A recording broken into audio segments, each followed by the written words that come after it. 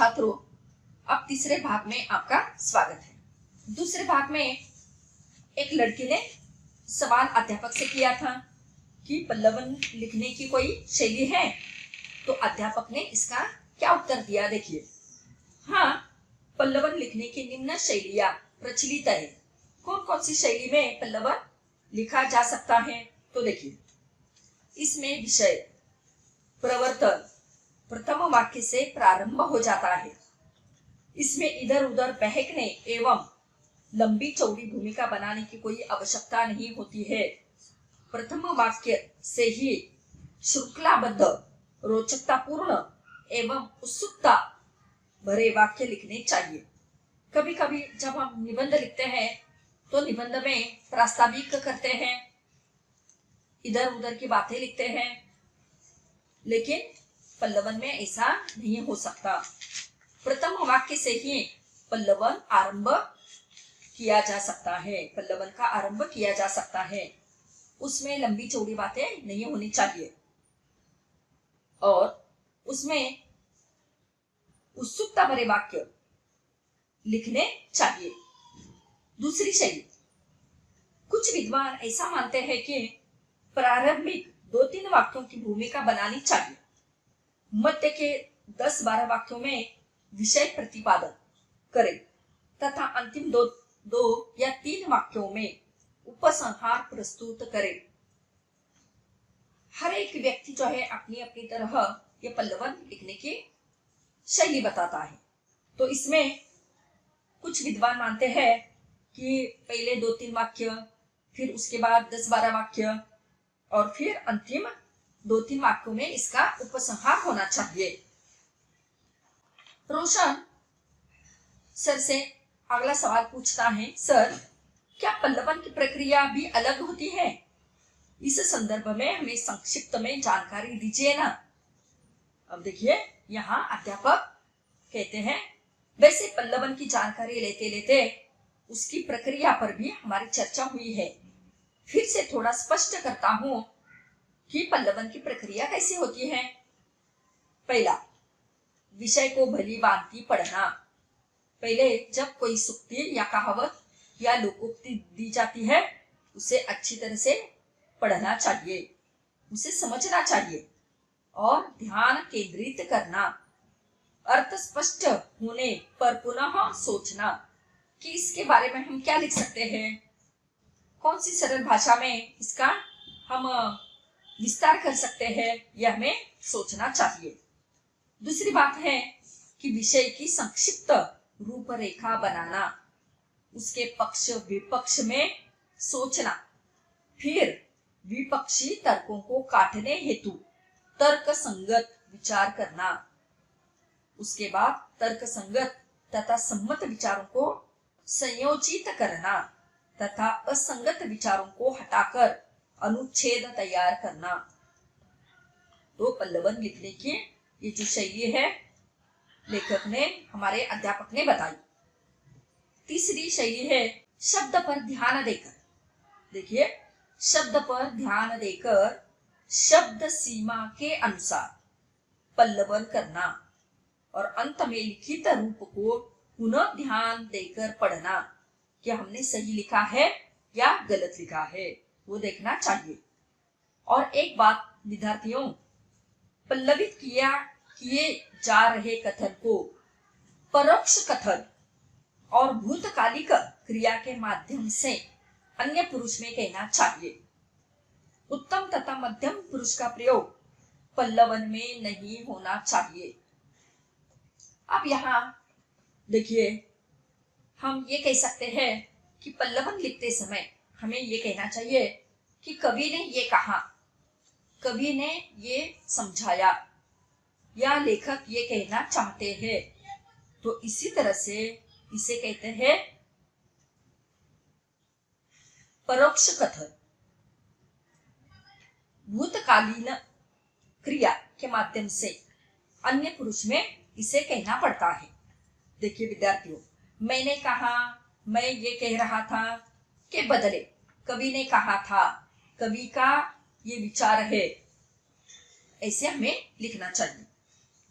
तो रोशन कहता है, सर जी अब तो हम पल्लवन लिख सकते हैं, आप हमें पंक्तियां दीजिए, हम पल्लवन तैयार करेंगे। तो अध्यापक ने पल्लवन की प्रक्रिया, उसकी विशेषताएं, उसकी शैली जब विद्यार्थियों के सामने रखी और विद्यार्थियों ने कहा कि सर हमें कोई पंक्ति दीजिए, हम पल्लवन तैयार करेंगे।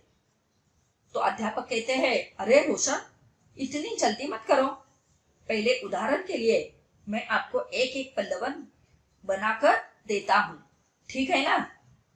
विद्यार्थी एक साथ, सारे विद्यार्थी एक साथ कहते हैं, जी सर। तो अध्यापक कहते हैं, एक एक करके आपको जो कविता, दोहे, चौपाई जो भी याद है अब उसे कहते जाइए, मैं उनका पल्लवन तैयार करके तुम्हें दिखाता हूं। तभी विद्यार्थी अपनी अपनी कॉपी में देखते हैं और अपनी पढ़ी हुई कोई कविता या दोहे ये देखने लगते हैं, याद करने लगते हैं, या कोई चौपाई कोई विद्यार्थी याद करने लगता है। और कुछ ही क्षणों के पश्चात उसके बाद अध्यापक कहते हैं, क्या हुआ, नहीं सूझ रहा तुम्हें? चलिए पहला उदाहरण मैं आपको बताता हूं। जैसे निम्न पंक्ति का पल्लवन हम करते हैं। अब कौन सी पंक्ति है देखिए ध्यान से, नर हो न निराश करो मन को। देखो ये पंक्ति अध्यापक ने बताई। अब इसका पल्लवन अध्यापक ने विद्यार्थियों के सामने रखा। अब इसका पल्लवन किस तरह से हो सकता है, देखिए, नर हो न निराश करो मन को। यह सार्वभौमिक सत्य है कि मनुष्य संसार का सबसे अधिक गुणवान और बुद्धिमान प्राणी माना जाता है। वह अपनी अद्भुत बुद्धि एवं अपने कौशल के बल पर इस संसार में महान से महान कार्य कर अपने साहस और सामर्थ्य का परिचय दे चुका है। शांति, सद्भाव और समानता की स्थापना के लिए वह प्रयासरत रहा। इन सब के पीछे उसका आंतरिक मानसिक बल ही था। चूंकि मनुष्य विधाता की सर्वोत्कृष्ट एवं सर्वाधिक गुण संपन्न कृति है, अतः उसे अपने जीवन में कभी निराश नहीं होना चाहिए। यह तो मनुष्य का जीवन है कि जहां उसके जीवन में सुख है वहां दुख भी है, लाभ है तो हानि भी है, सफलताएं हैं तो असफलता भी है। यदि उसका मन ही पराजित हो जाएगा, थक जाएगा, तो इस धारा को स्वर्ग सा कैसे बना पाएगा? उसके मन की इसी संकल्प विकल्पमय साहसिक शक्ति को उसका मनोबल कहा जाता है, जो उसे हर समय श्रेष्ठ बनने हेतु कर्म के लिए प्रेरित करता है। तो इसी प्रकार अध्यापक ने पल्लवन किया। कौन सी पंक्ति का देखिए, नर हो न निराश करो मन को। तो इसी तरह से इसका पल्लवन अध्यापक ने विद्यार्थी के सामने रखा। गीत, जी सर, आप हमें समझ में आ गया। सर, मैं एक सुक्ति जानता हूं, क्या आप उसका पल्लवन करके दिखाएंगे? अविवेक आपदाओं का घर है। देखिए अगला पल्लवन क्या है, अगली पंक्ति किसने बताई? गीत नामक विद्यार्थी ने अध्यापक के सामने रखी और कहा कि अध्यापक जी इसका पल्लवन हमें करके बताइए। अब अध्यापक इसका पल्लवन किस तरह से करते हैं देखिए। अध्यापक कहते हैं, विवेक, बुद्धि और ज्ञान मनुष्य की बौद्धिक संपदा है। बौद्धिक संपदा, संपदा माने संपत्ति। मानव जब कोई निर्णय लेता है तो उसे सद असद कारणी बुद्धि की आवश्यकता होती है। विचार शून्य किए गए कार्य कष्टदायक होते हैं। मानव की सफलता के पीछे उसका विवेक कार्य करता है। हमें सोच विचार कर ही कोई कार्य करना चाहिए। बिना विचारे किया गया कार्य पश्चाताप का कारण बनता है। इसलिए हमें जो भी कहना है उसका पहले मनन करें, चिंतन करें। जो कुछ कहे उसे सोच समझकर विवेक की कसौटी पर कसकर ही कहे, क्योंकि जीवन का आनंद विवेक से चलने में है।